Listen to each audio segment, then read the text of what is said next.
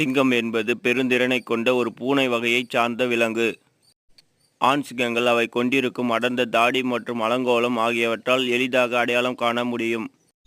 சிங்கங்களில் வேட்டையாடுவதில் 90% பெண் சிங்கங்கள் தான். ஆண் சிங்கங்கள் மிகவும் அபூர்வமாக தான் வேட்டையாடும்.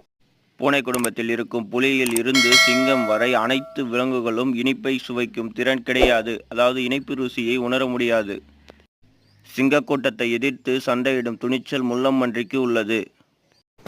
பூனை குடும்பத்தில் புலிக்கு அடுத்தது இரண்டாவது பெரிய விலங்கு சிங்கம். சராசரியாக ஒரு ஆண் சிங்கத்தின் எடை 250 கிலோ வரை உள்ளது.